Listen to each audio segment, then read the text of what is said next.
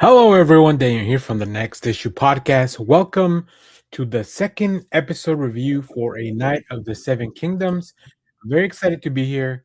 Uh, I will be going into spoilers, but not just yet. I do want to talk a little bit about the episode without having spoiled anything. Now, as you know, the episode is these are going to be shorter than like a normal Game of Thrones episode that you may be used to, but I think that's pretty cool. I enjoy that.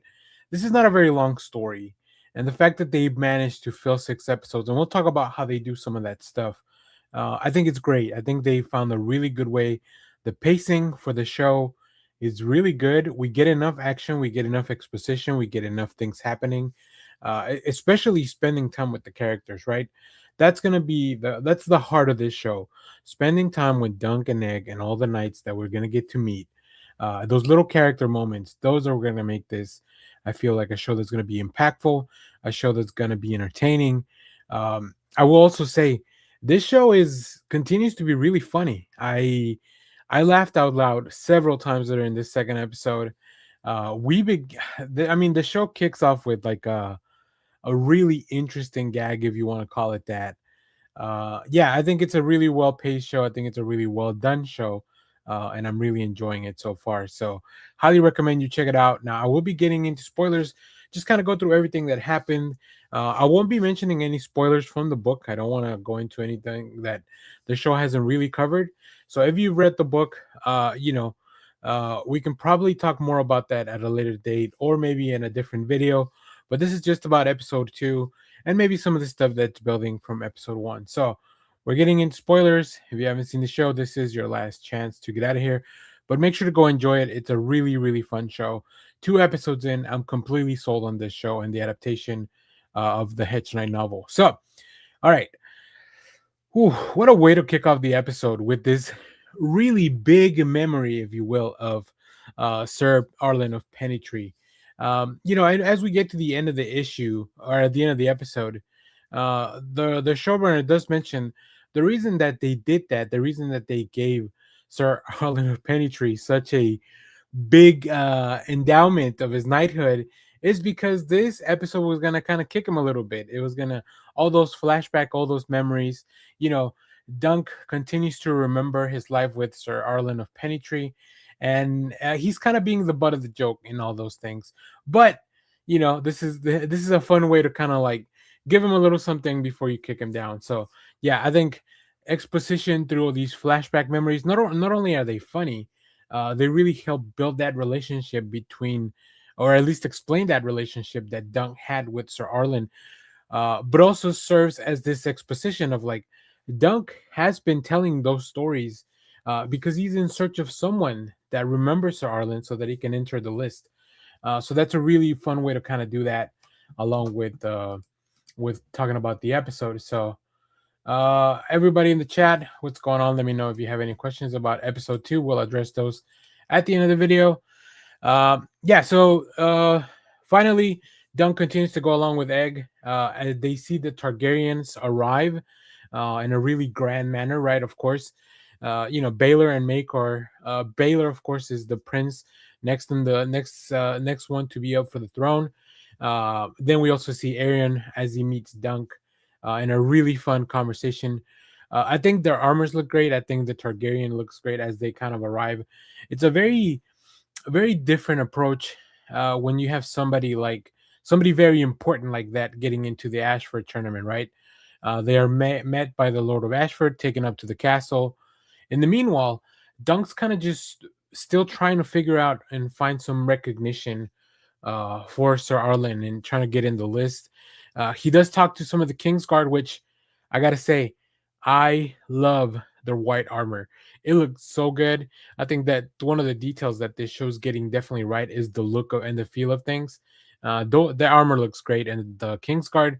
There's a really funny joke about like how does a crab tree or a crab fisherman get to be part of the Kingsguard?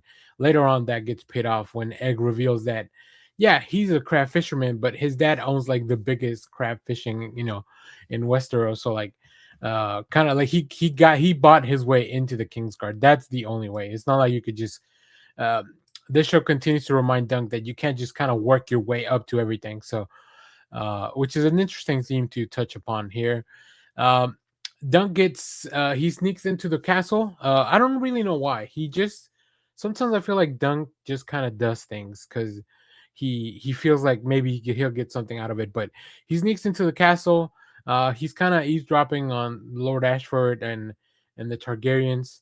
So it's a really fun conversation because that his sons are Makor's sons are missing.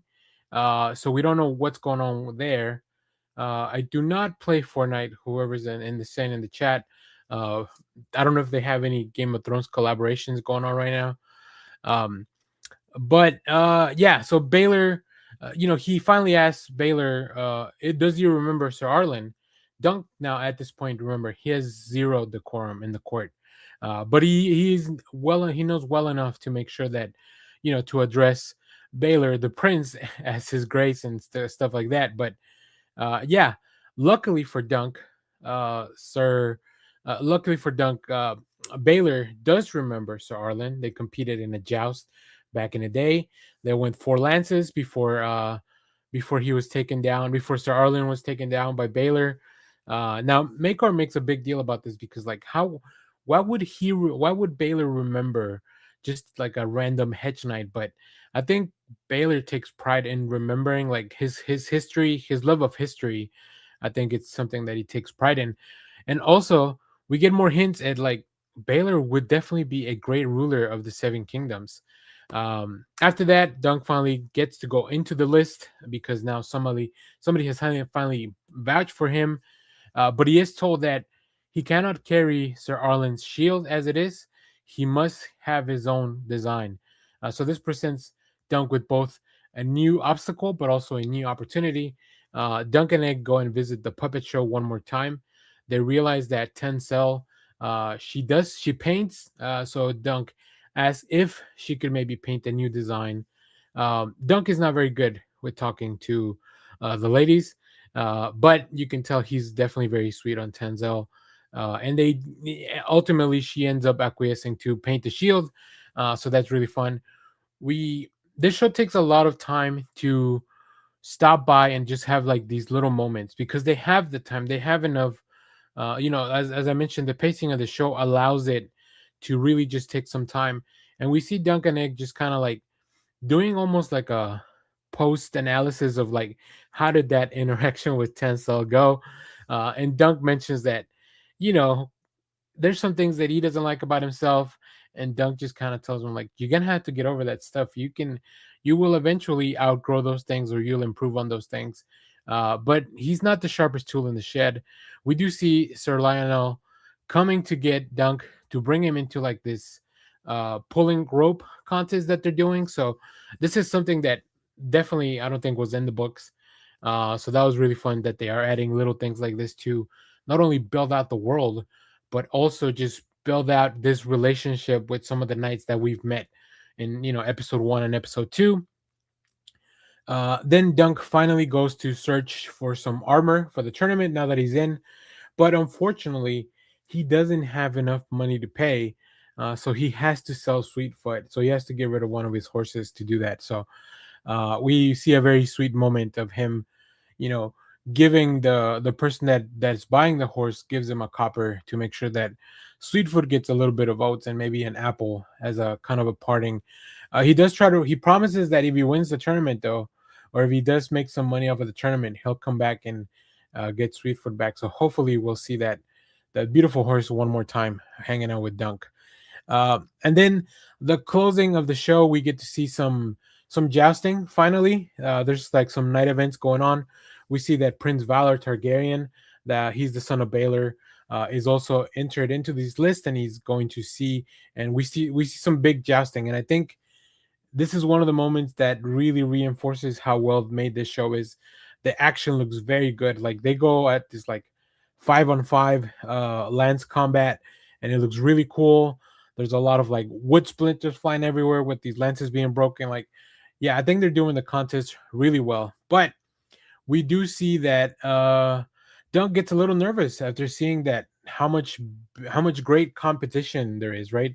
there's a lot of formidable knights, and this is very impactful for Dunk because he really only ever kind of trained against Sir Arlen. Like he never really has entered in a contest because he wasn't a knight before this.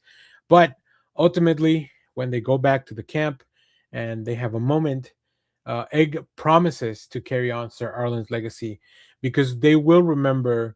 If he wins this tournament, they will remember that he is now carrying that legacy for Sir Arlen, and then that way his memory kind of comes back and can kind of live on from there.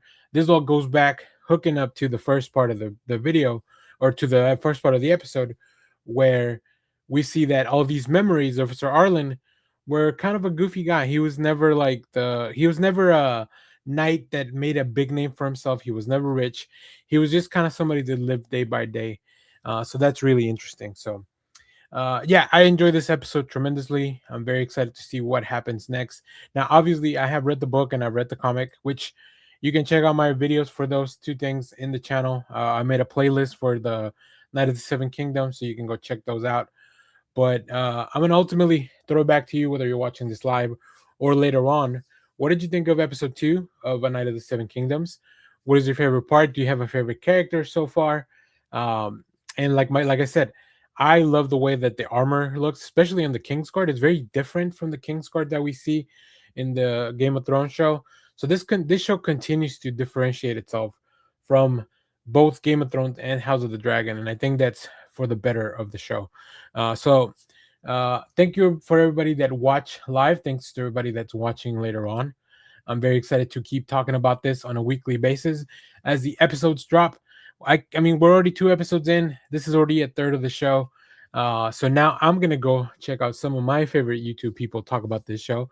But let me know, what did you think about this? And of course, come back, hit the subscribe button, hit the like button, leave us a comment because we'll be talking about this. We'll be talking about other shows, and then of course we'll be talking about comic books because that is our forte.